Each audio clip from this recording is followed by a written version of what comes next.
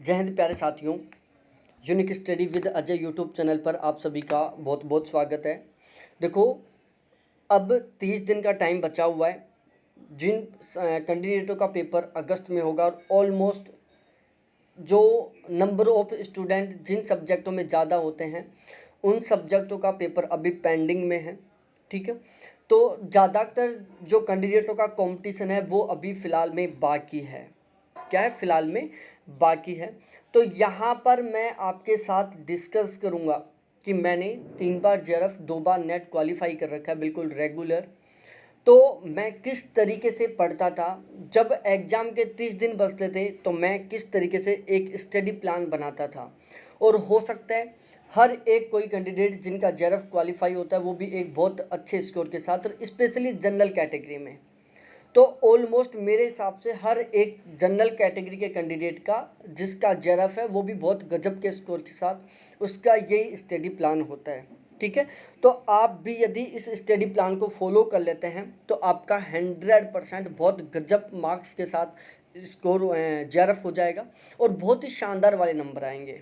ठीक है, सबसे पहले तो देखो, आप कहीं पर भी अपने दिमाग में अपने फ़ोन की जो डिस्प्ले है उसके ऊपर लिख लो कि मिशन ओनली जेआरएफ। जो फ़ोन की डिस्प्ले है उस पर लिख लो, जिस दीवार चेयर पर बैठते हो उसके सामने जो दीवार है उस पर लिख लो, टेबल पर लिख लो मोटे मोटे अक्षरों में जेआरएफ। मतलब जहाँ जहाँ आपका टाइम वेस्ट होता है वहाँ वहाँ आप जेआरएफ लिख दो। ठीक है, जिस बेड पर आप पड़े रहते हो उस बेड के सामने वाली दीवार पर जेआरएफ लिख दो, जिससे कि आप जैसे सो या फ्री में जैसे ही बैठो तुरंत आपको वो जेआरएफ लिखा हुआ दिखाई दे और आप खड़े होकर पढ़ना चालू कर दो। ठीक है, आप फ़ोन में टाइम वेस्ट करते हो, फ़ोन की डिस्प्ले पर जेआरएफ लिख दो, मिशन ओनली जेआरएफ। ठीक है, और इस तरीके से मतलब आप अपने चारों तरफ केवल जेआरएफ का इन्वायरमेंट बनाओ। ठीक है, और उसमें टारगेट लो कि मेरे को ओनली जेआरएफ नहीं चाहिए, मेरे को ओवरऑल टॉप करना है। अब आप क्या करो, 30 दिन बचे हुए तो सबसे पहले आप 30 दिन का टारगेट डिसाइड करो कि मेरे को 30 दिन में क्या क्या पढ़ना है। अब इसमें आपको एक कंडीशन ध्यान रखनी है, आपको बहुत ज़्यादा नहीं पढ़ना। बहुत ज़्यादा का मतलब है, कुछ लोग क्या करते हैं, जो चीज़ दिखती है उसको पढ़ लेते हैं, जो चीज़ दिखती है उसको पढ़ लेते हैं, वो बिल्कुल गलत है। आपको केवल इतना सफिशिएंट कंटेंट पढ़ना है जिसको आप बार बार रिवाइज कर पाएँ और जिसको आप अच्छे से याद कर पाएँ। कुछ कैंडिडेट क्या होते हैं, बिल्कुल पढ़ते जाते हैं, बाद में रिवीजन के लिए उनको टाइम नहीं बचता, वो उनको अच्छे से याद नहीं हो पाता। तो जब तक आपको कोई चीज़ अच्छे से समझ में नहीं आ रही है, आपको अच्छे से याद नहीं है, तो फिर पढ़ने से कोई मतलब नहीं है। तो आपको एक लिमिटेड तरीके से पढ़ना है, लिमिटेड कंटेंट पढ़ना है, लेकिन उसको आपको इस तरीके से पढ़ना है कि यदि वहाँ से कोई क्वेश्चन बन जाए ना तो वो क्वेश्चन आपका किसी भी हाल में गलत ना हो। ठीक है, अब जैसे मैं टारगेट लेता था कि फर्स्ट पेपर का टारगेट बता रहा हूँ, मेरे को 6 घंटे स्टडी टाइम देना है। क्या? 6 घंटे मेरे को पढ़ना है। टेबल पर बैठना है वो टाइम अलग होता है, पढ़ना है वो टाइम अलग होता है। तो मेरे को फर्स्ट पेपर को 6 घंटे पढ़ना है। ठीक है, जिसमें मेरे को मैंने जो नोट्स बनाए थे, जो नोट्स मैं आपको प्रोवाइड करवा रखा हूँ, मेरे पेड बैच में मैं वही नोट्स दे रखा हूँ जो नोट्स मैंने पढ़े थे। ठीक है, तो नोट्स का मैं 5 बार रिवीजन करना है। प्रीवियस ईयर पेपर 2021 वाले इनको 4 बार रिवीजन करना है और करंट अफेयर पढ़ना है। ठीक है, इसके अलावा मैथ, रीजनिंग इनके रेगुलर टॉपिक वाइज 50 से 100 के बीच में क्वेश्चन प्रैक्टिस करना है। आरसी रेगुलर एक सोल्व करना है, जिसके लिए आपको सेपरेट 10 मिनट का टाइम देना है शुरू में, बाद में धीरे धीरे वो टाइम आपको कम करना है। और एग्जाम से 3-4 दिन पहले आरसी का टाइम आपका कम से कम 6 से 7 मिनट का आना चाहिए, 10 मिनट का नहीं रहना चाहिए। डीआई के लिए आपको रेगुलर 20 मिनट का टाइम देना है, जिसमें 2 डीआई सोल्व करने हैं। ठीक है, स्टार्टिंग में 20 मिनट दे दो, धीरे धीरे एक डीआई को आप 6 से 7 मिनट में सोल्व करने की कोशिश करो। जो मेरा पेड बैच है, पेड बैच में मैं, और इसके अलावा जो मैं 28 दिन का क्रैश कोर्स चला रखा हूँ, उसमें मैं ये जो नोट्स मैंने पढ़कर जेआरएफ क्वालिफाई किया है, इसके अलावा 2021 के जितने भी पेपर हुए, 2021 में टोटल 33 पेपर हुए थे, 33 के 33 मैं यूनिट वाइज तरीके से प्रोवाइड करवा चुका हूँ। मैं करंट अफेयर प्रोवाइड करवा चुका हूँ। इसके अलावा मैथ, रीजनिंग ये मैं topic wise practice question provide करवा चुका हूँ, आरसी प्रोवाइड करवा चुका हूँ और डीआईबी प्रोवाइड करवा चुका हूँ। तो यदि आपने अभी तक क्रैश कोर्स नहीं लिया है, 30 दिन में आप बहुत गजब से तैयारी करना चाहते हो, तो फर्स्ट पेपर का क्रैश कोर्स ले सकते हो। यदि आपका सब्जेक्ट ज्योग्राफी है और ज्योग्राफी में आप जो 30 दिन का टाइम बचा हुआ है उसमें पढ़कर आप बहुत गजब का स्कोर करना चाहते हो, ज्योग्राफी से जेआरएफ क्वालिफाई करना चाहते हो, तो आप ज्योग्राफी का क्रैश कोर्स भी ले सकते हैं। कॉन्टैक्ट नंबर ये लिखे हुए हैं। ज्योग्राफी का क्रैश कोर्स का चार्ज 800 रुपये, फर्स्ट पेपर का 600 रुपये, ठीक है। इसके अलावा मैं टारगेट लेता था कि मेरे को सब्जेक्ट को रेगुलर 8 घंटे देना है। देखो फर्स्ट पेपर और सब्जेक्ट का जो टाइम है वो आप अपने हिसाब से कर लो। कुछ लोगों का सब्जेक्ट बहुत गजब का होता है, वो इसको कम टाइम दे दें। फर्स्ट पेपर कमज़ोर है ज़्यादा, तो फर्स्ट पेपर को ज़्यादा टाइम दे दें। किसी का फर्स्ट पेपर स्ट्रॉन्ग है, सब्जेक्ट कमज़ोर है, सब्जेक्ट को ज़्यादा टाइम देते, फर्स्ट पेपर को कम। तो ये जो टाइम मैनेज है, फर्स्ट पेपर को कितना दे रहे हैं, सेकंड पेपर को कितना, वो आप अपनी कैपेसिटी के अकॉर्डिंग करो कि आपका कौन सा पेपर ज़्यादा स्ट्रॉन्ग है, कौन सा ज़्यादा वीक है। अब जो मैं क्या करता था, जो मंथली टारगेट है उसको मैंने 7 दिन के 4 भागों में डिवाइड कर दिया वीकली वाइज, ठीक है, Sunday to Sunday, Sunday to Sunday, ठीक है। और जो 7 दिन का टारगेट था उसको मैं पर डे में कन्वर्ट किया, क्या, पर डे में। और जितनी मेरी कैपेसिटी होती थी पर डे पढ़ने की, उससे मैं 10% ज़्यादा एक्स्ट्रा टारगेट लेता था। सपोज दैट मेरी पर डे पढ़ने की कैपेसिटी है 20 पेज, तो मैं 22 पेज का टारगेट लेता था, 10% एक्स्ट्रा टारगेट लेता था। और उस कंप्लीट टारगेट को, मतलब 10% एक्स्ट्रा टारगेट ले रहा हूँ तो मैं टोटल टारगेट ले रहा हूँ 110%, तो मैं 110% टारगेट को पूरा करने की कोशिश करता था, जिसकी वजह से मेरा ऑलवेज 100% टारगेट पूरा हो जाता था। वो जो 10% एक्स्ट्रा टारगेट रहता था वो मेरा पेंडिंग में चला जाता था, ठीक है। क्योंकि हमारी एक साइकोलॉजी होती है, आप यदि आज 1 पेज पढ़ने का टारगेट लोगे ना, तो भी उसको पूरा नहीं पढ़ोगे, ठीक है। आपने दूसरे दिन 5 पेज पढ़ने का टारगेट ले लिया तो आप 4 पेज पढ़ लोगे, ठीक है। हम जो टारगेट लेते हैं वो कंप्लीट कभी नहीं होता है, तो इसलिए आप 10% एक्स्ट्रा टारगेट लें और उसको पूरा करने की कोशिश करें, जिससे कि आप 100% तक पहुंच पाएँ। मैं रेगुलर सुबह 6 बजे उठता था, बिल्कुल फिक्स 6 बजे उठना है। उठते लोग क्या करते हैं, फेसबुक, व्हाट्सएप ये चेक करते हैं, मैं ऐसी कोई हैबिट नहीं। एक तरीके से मैं कहूँगा, फ़ोन को आप इंटरटेनमेंट के बेस से यूज़ करें तो बिल्कुल साइड में रख दो, फ़ोन आपको बिल्कुल यूज़ नहीं करना है, ठीक है। कोई क्लास देखनी है, कोई वीडियो देखना है, पढ़ाई से रिलेटेड कंटेंट है तो आप फ़ोन यूज कर सकते हो। बाकी यूट्यूब पर इंटरटेनमेंट के वीडियो देखना, व्हाट्सअप, फेसबुक पर वीडियो देखना, चैट करना, इन सभी के लिए आप फ़ोन को साइड में रख दो। अब मैं जो फर्स्ट पेपर का था वो मैं मॉर्निंग का टाइम लेता था। अब मॉर्निंग का टाइम क्यों लेता था, क्योंकि मेरे को ज्योग्राफी सब्जेक्ट पढ़ने में मज़ा आता था। तो आपको जिस सब्जेक्ट को पढ़ने में मज़ा आता है, फर्स्ट पेपर को पढ़ने में मज़ा आता है, तो आप फर्स्ट पेपर को इवनिंग का टाइम दो। सब्जेक्ट को पढ़ना आपको थोड़ा बोरियत सा लगता है, डिफ़िकल्ट लगता है, तो आपको सब्जेक्ट का टाइम मॉर्निंग में दो, क्योंकि मॉर्निंग में हमारा माइंड बिल्कुल फ्रेश होता है, ठीक है। आपको लगता है कि मैथ के टॉपिक मेरे को नहीं आते, रीजनिंग नहीं आती, तो इसको आप अर्ली मॉर्निंग का टाइम दो, हमारा माइंड बिल्कुल फ्रेश होता है, बहुत ही गजब तरीके से काम करेगा। तो मेरा ज्योग्राफी में बहुत अच्छा खासा इंटरेस्ट था, ज्योग्राफी मेरा थोड़ा अच्छा था, और फर्स्ट पेपर मेरा कमज़ोर था, थोड़ा कम इंटरेस्ट था, तो इसलिए मैंने फर्स्ट पेपर को अर्ली मॉर्निंग का टाइम दिया, जिसमें माइंड बिल्कुल फ्रेश रहता है, बहुत अच्छे से चीज़ें समझ में आती हैं, बहुत अच्छे से याद होता है, ठीक है। तो जो सब्जेक्ट आपको बोर सा लगता है, जिसमें आपका कम इंटरेस्ट है, जिस पेपर में आपका कम इंटरेस्ट है, उसको आप अर्ली मॉर्निंग का टाइम दे दो। और इसमें भी जो टॉपिक आपको बहुत डिफ़िकल्ट लगता है, जिसमें आपका बहुत कम इंटरेस्ट है, उसको सबसे अर्ली मॉर्निंग का टाइम दे दो। 6:30 जैसे जो भी आप स्टार्ट करें उस टाइम का टाइम दे दो। अब मैं फर्स्ट पेपर को अर्ली मॉर्निंग पढ़ता था, 6 बजे मैं उठता था, 6:40 से मैं पढ़ना चालू कर देता था। अब ये जो 40 मिनट होती थी उसमें मैं दूध लेके आता था, चाय बनाता था, पीता था, नाश्ता करता था, फ्रेश होता था, ठीक है। ये फॉर्मेलिटी मैं पूरी करता था 40 मिनट में, ठीक है। नाश्ता करना, चाय बनाना, दूध लेके आना और फ्रेश होना, मुँह वगैरह धोना अच्छे से, और 5 मिनट में रेगुलर मेडिटेशन भी करता था। फ्रेश होते तुरंत फिक्स 5 मिनट मेडिटेशन करो आप, तो उससे क्या होगी, आपको टेंशन भी नहीं रहेगी और आपका माइंड भी फ्रेश रहेगा। तो 5 मिनट फिक्स कर लो, मेडिटेशन की रेगुलर करनी है, ज़्यादा टाइम मत दो, 5 मिनट सफिशियंट है। 6:40 से मैं टेबल पर बैठ जाता था पढ़ने के लिए, 6:40 से 10 बजे तक पढ़ता था, ठीक है, टोटल 200 मिनट का टाइम होता था। इसका भी मैं टारगेट ले लेता था कि इस टाइम में मेरे को ये चीज़ें पढ़नी है।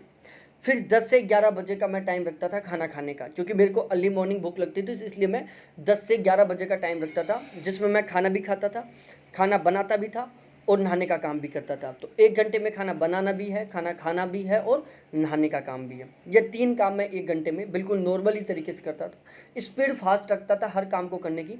आप नहा रहे हो, 2-2 बार साबुन लगा रहे हो, अच्छे से मैल उतार के नहा रहे हो, ऐसा मत ना हो। अब 1 महीने में कुछ नहीं होगा। नहाने का 5 मिनट टाइम फिक्स कर लो। खाने की स्पीड बढ़ा लो। आप धीरे धीरे खा रहे हो, 32 बार चबा के खा रहे हो, उसकी स्पीड बढ़ा लो। 5-10 मिनट में खाना खा लो। 20 मिनट बनाने की, 20 मिनट खाना बनाने की, 5 मिनट नहाने की, 5 मिनट कपड़े धोने की और ज़्यादा से ज़्यादा 10 से 12 मिनट या 15 मिनट खाना खाने की। उसके बाद आपके पास 10-15 मिनट का टाइम बचा, जिसमें आप खाना खा के थोड़ा टहल लो, घूम लो। इस तरीके से आप टाइम को मैनेज कर सकते हो। तो मैं बिल्कुल ठीक इसी तरीके से करता था। उसके बाद आप 11 बजे से लेकर 2 बजे तक बिल्कुल कंटिन्यू पढ़ो, ठीक है। इसमें टोटल आप 180 मिनट पढ़ पाएंगे। इस तरीके से आपकी टोटल पढ़ाई होगी फर्स्ट पेपर की 6:40 से, और 2 बजे तक मैं टोटल 380 मिनट टाइम देता था पढ़ने के लिए, ठीक है। अब इसमें मैं क्या करता था, ये एक मशीनी टाइम बताया हूँ मैंने, हम इसको अप्लाई नहीं कर सकते, क्योंकि मेरा क्या सिस्टम था, एक तो मैं पानी बहुत पीता था। हर 1 घंटे में मैं 1 लीटर पानी पीता था टुकड़ों में, ठीक है। तो जैसे 1 घंटा कंप्लीट हुआ, तुरंत मैं टॉयलेट करने के लिए जाता था, टॉयलेट करता था, फिर पानी की बोतल भर के लेके आता था। तो उसमें लगभग मेरा 5 से 7 मिनट का टाइम लग जाता था, ठीक है। तो हर 1 घंटे के बाद मेरे को 5 से 7 मिनट का या 5 से 10 मिनट के बीच का टाइम का ब्रेक मिल जाता था। तो उसमें माइंड बिल्कुल वापस रिकवर हो जाता था। तो आपको अपनी कैपेसिटी के अकॉर्डिंग घंटे के बाद में, 1.5 घंटे के बाद में आपको 5 से 10 मिनट का ब्रेक देना है। उस ब्रेक में आपको फ़ोन बिल्कुल भी यूज़ नहीं करना है। कुछ लोग क्या करते हैं, यार 1.5 घंटा पढ़ लिया, अब मैं 5 मिनट फ़ोन चला लेता हूँ। अरे भाई, पहले आपने आँखों से बहुत ज़बरदस्त तरीके से काम ले लिया, आपने लगातार दिमाग और आँखों को 1 घंटे तक काम ले लिया, फिर आप उसको फ़ोन में चलाने में काम ले रहे हो। तो उसकी बजाय आप पानी की बोतल भर लो, टॉयलेट कर लो, कुछ खा लो, या 2 मिनट के लिए आँख बंद करके और लेट जाओ, ठीक है। 2 मिनट के लिए, 3 मिनट के लिए, जो भी टाइम बच रहा है उसमें आप आँख बंद करके और लेट जाओ। लेकिन फ़ोन यूज़ नहीं करना है आपको। लेटना, खाना जो भी है, हर 1 घंटे के बाद में, 1.5 घंटे के बाद में 2 मिनट के यदि आँख बंद करके लेटते हो तो आँखों को रिलैक्स मिल जाता है, माइंड को भी थोड़ा रिलैक्स मिल जाता है। तो मैं ऐसे करता था, ठीक है। हर 1 घंटे के बाद में मैं 5 से 7 मिनट का ब्रेक लेता था, जिसमें मैं आँखें बंद करके लेट भी लेता था। 2 मिनट में मैं पानी की बोतल भर लेता था, 2 मिनट में मैं टॉयलेट कर लेता था। तो इस तरीके से मेरा सारा प्रोसेस रहता था, ठीक है। तो इस तरीके से मैंने टोटल 380 मिनट दिए, जिनमें से लगभग मैं 300 मिनट की पढ़ाई करता था। 30 मिनट मेरा इन तरीके से बीच बीच में गैप में निकल जाता था, ठीक है। उसके बाद सब्जेक्ट का जो टाइम था वो मेरा होता था 2:30 बजे से स्टार्ट। कितने? 2:30 बजे से। अब 2 बजे से 2:30 बजे के बीच में जो आधा घंटे का टाइम पीरियड होता है, लोग इस टाइम में सोने की आदत डाल लेते हैं कि यार दोपहर में 1 घंटा सोना है। मैंने कभी ये आदत नहीं डाली। जो आधा घंटे का ब्रेक होता था, उसमें गर्मियों के मौसम में कोई जूस वगैरह पी लिया या फिर चाय पी लिया, ठीक है। चाय से क्या होता है, इस टाइम में क्या होती है, नींदें आती हैं। तो इस पीरियड में मैं चाय पीने को ज़्यादा प्रेफरेंस देता था कि चाय में कोलेस्ट्रॉल होता है जो हमारी नींदों को उड़ाता है, हमें एनर्जी देता है। तो उस पीरियड में आप चाय पी लो, और चाय पीने में आपने 10 मिनट टाइम लगा दिया, 15 मिनट लगा दिया, फिर 15 मिनट बची जिसमें आप आंख बंद करके और 15 मिनट के लिए आप बिल्कुल माइंड को रिलैक्स करवा लो। तो 15 मिनट आपको आंख बंद करके और लेटना है, 15 मिनट में आपको चाय पीना है, आधा घंटे का टाइम। तो लेटने से, चाय पीने से आपका बिल्कुल माइंड फ्रेश हो जाएगा, एक तरीके से बिल्कुल अर्ली मॉर्निंग वाला माइंड हो जाएगा आपका। फिर 2-2:30 बजे से 7 बजे तक कंटिन्यू पढ़ना है, जिसमें 1-1 घंटे के बाद में मैं 5 से 7 मिनट का ब्रेक लेता था, जो बिल्कुल हर 1 घंटे के बाद में, जैसे 1 घंटा होता था मैं 5 से 7 मिनट का या 10 मिनट का ब्रेक लेता था, यह बिल्कुल हर घंटे के बाद में था। फिर उसके बाद 7 से 7:30 बजे तक रेस्ट का पीरियड होता था, जिसमें चाय पीना होता था और अच्छे खासे वाले गपशप लड़ाने होते थे, ठीक है। इसमें ना तो किसी पढ़ाई से रिलेटेड बात होती थी, ना कोई सीरियस टॉपिक पर बात होती थी। इसमें चाय पिया जाता था और खूब हंसी मजाक किया जाता था। चाहे फिर वो आपकी गर्लफ्रेंड है, गर्लफ्रेंड से फ़ोन मिला लो, बॉयफ्रेंड है, बॉयफ्रेंड से फ़ोन मिला लो, वाइफ है, वाइफ से बात कर लो, ठीक है। टेंशन वाली बात नहीं करनी, रोमांटिक बातें करो, प्यार की बातें करो उस आधे घंटे में। चाय पियो, हंसी मजाक की बातें करो। मतलब आपको उस आधे घंटे में माइंड को बिल्कुल फ्रेश करना है, ठीक है। स्टडी से रिलेटेड और बोर करने वाले टॉपिक पर बिल्कुल भी फोकस नहीं करना है। फिर 7:30 बजे से आपने आधा घंटे में अपने माइंड को रिलैक्स करवा लिया, गर्लफ्रेंड से बात कर ली, बॉयफ्रेंड से बात कर ली, रोमांटिक बातें कर ली, प्यार की बातें कर ली, चाय पी ली, अच्छे से आधे घंटे में माइंड फ्रेश हो गया। उसके बाद में 7:30 से 10 बजे तक आप बिल्कुल कंटिन्यू पढ़ो। 150 मिनट का टाइम होता है, 1.5 घंटे का टाइम है, 1.5 घंटे आप बिल्कुल बिना ब्रेक लिए हुए पढ़ सकते हो। जो 5 से 10 मिनट का ब्रेक ले रहे हो उसको भी कैंसिल करके आप 150 मिनट रेगुलर पढ़ सॉरी 150 मिनट हुई तो 150 मिनट में आप बिल्कुल स्टडी टाइम दो, जिसमें वही 5 से 10 मिनट का ब्रेक दो। फिर 10 से 11 बजे, 10 से 10:30 बजे आधा घंटे का टाइम पीरियड बचा।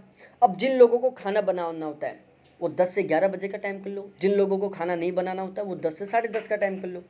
तो जिन लोगों को खाना बनाया बनाया मिलता है, बना बनाया मिलता है, जिनके फैमिली मेम्बर साथ हैं, वो आधा घंटे का टाइम दो खाना खाने के लिए, ठीक है। आधा घंटे बाद में वापस पढ़ाई स्टार्ट कर दो। और जिन लोगों को खुद को बना के खाना होता है वो 1 घंटे का टाइम दे दो यहाँ पर, कि मेरे को 1 घंटे में खाना बनाना भी है और खाना खाना भी है और थोड़ी देर गपशप भी लड़ाना है, ठीक है। तो जिन लोगों को खाना खुद को बनाना होता है वो 11 बजे से 12 बजे 1 घंटे तक पढ़ लो, और जिन लोगों को बना बनाया खाना मिल रहा है वो 10:30 से 12 बजे तक पढ़ लो, ठीक है। इस टाइम पीरियड में आपको कोई ब्रेक नहीं लेना। जिनको खुद को खाना बनाना होता है वो 1 घंटे कंटिन्यू पढ़ेंगे, और जिनको बना बनाया मिलता है वो 90 मिनट तक कंटिन्यू पढ़ेंगे।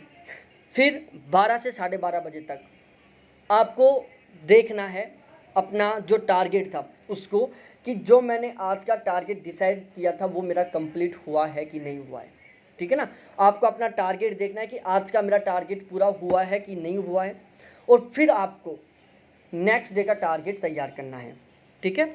तो नेक्स्ट डे का टारगेट तैयार करके फिर सो आप, फिर नेक्स्ट डे लग जाओ बिल्कुल उसी प्रोसेस में, ठीक है। तो मैं क्या करता था, 12 से 12:30 बजे तक, रात को 12 बजे से 12:30 बजे तक मैं देखता था कि आज का मेरा टारगेट कितना कंप्लीट हुआ है, कितना अधूरा बच गया है, उसको मैं साइड में लिख लेता था, ठीक है। उसको मेरे को नेक्स्ट डे, उससे अगले दिन इस तरीके से कंप्लीट करना होता था। उसको मैं पेंडिंग में नहीं छोड़ता था, चलो आज का टारगेट बच गया तो उसको हम छोड़ दें, नहीं, उसको कल कंप्लीट करना है। मतलब ओवरऑल जो 7 दिन का टारगेट है उसे 7 दिन तक 100% कंप्लीट करना है। फिर चाहे 7 दिन का टारगेट मैं 1 दिन में पढ़ के करूँ या फिर 7 दिन में पढ़ के करूँ, ठीक है। 7 दिन का टारगेट कभी मेरा पेंडिंग में नहीं रहता था, पर डे कभी पेंडिंग हो जाता था तो उसको मैं नेक्स्ट डे कवर करता था, ठीक है। और रात को 12 से 12:30 बजे तक पहली बार मैं पिछले जो आज का टाइम टेबल है कितना कंप्लीट हुआ वो चेक करता था, और नेक्स्ट डे के लिए मैं टारगेट तैयार करता था, ठीक है। तो इस तरीके से मैं लगभग 510 मिनट का टाइम देता था सब्जेक्ट को, जिसमें थोड़ी रेस्ट का टाइम भी हो जाता था। इसके अलावा आप अपनी सोने का थोड़ा सा वो करो, पानी बहुत पियो, रेस्ट का जो भी टाइम है उसमें गपशप लड़ाओ, गर्लफ्रेंड बॉयफ्रेंड इस तरीके से बातें करो जिससे कि आपका बिल्कुल माइंड फ्रेश हो जाए। बिल्कुल मैं ये सारी चीज़ें अप्लाई करता था। घूमना बिल्कुल बंद कर दो, और टाइम वेस्ट करना बिल्कुल बंद कर दो। जहाँ जहाँ टाइम वेस्ट हो रहा है वहाँ पर जेरफ लिख दो कि मेरा को जेरफ चाहिए। आपको जहाँ भी लग रहा है ना कि मेरा वहाँ पर टाइम वेस्ट हो रहा है, फ़ोन चलाने में हो रहा है, डिस्प्ले पर मिशन जेरफ लिख लो। फ़ोन की जो लॉक स्क्रीन होती है उस पर मिशन जेआरएफ लिख दो। जैसे फ़ोन उठाओ और टैप करो, जैसे स्क्रीन को ऑन करने के लिए मिशन जेआरएफ दिखे फिर तुरंत पढ़ना चालू कर दो। कुछ लोगों की सोने की ज़्यादा आदत होती है, बेड पर चारों तरफ, जो भी आपका बेड है सोने का उसके चारों तरफ दीवारों पर mission JRF mission JRF mission JRF लिख दो, जिससे कि आप जैसे टाइम वेस्ट करो तुरंत आपको वो दिख जाए। तो जहाँ जहाँ आपका टाइम वेस्ट हो रहा है वहाँ पर मिशन जेआरएफ लगा दो, माइंड में मिशन जेआरएफ सेट कर लो, और आप इस तरीके से पढ़ाई करो। टारगेट 1 दिन का पेंडिंग हो जाए तो उसको पेंडिंग मत रखो, उसे नेक्स्ट डे में 100% कवर करने की कोशिश करो, ठीक है। और बिल्कुल माइंड को फ्रेश रखो। रेगुलर 5 मिनट मॉर्निंग में मेडिटेशन करो, या तो आप मेडिटेशन कर लो या फिर 10 मिनट आप रेस करके आ जाओ बस, ठीक है। या तो 10 मिनट की रेस करके आ जाओ या 5 मिनट मेडिटेशन कर लो या 10 मिनट मेडिटेशन कर लो। तो इस तरीके से मैं ये टाइम टेबल फॉलो करता था, ठीक है। ये बिल्कुल रेगुलर होता था, इसमें किसी तरीके का कोई मिस नहीं। 30 दिन तो बिल्कुल 30 दिन ही होते थे ये, ठीक है। तो ये है, इसको आप अप्लाई करेंगे 100% बहुत अच्छा रिजल्ट मिलेगा आपको। और इसी वीडियो के डिस्क्रिप्शन में मैंने कुछ मैराथन डाल रखी है, आप उन मैराथनों को देख सकते हो। मैराथनों को देखने के लिए इसी वीडियो के डिस्क्रिप्शन में मैंने एक टेलीग्राम ग्रुप का लिंक दिया है, जिसको ज़रूर ज्वाइन करो, ठीक है। और क्रैश कोर्स लेना चाहते हो फर्स्ट पेपर का या सब्जेक्ट का तो आप क्रैश कोर्स भी ले सकते हैं। बहुत बहुत धन्यवाद आपको देखने के लिए। Thanks, bye.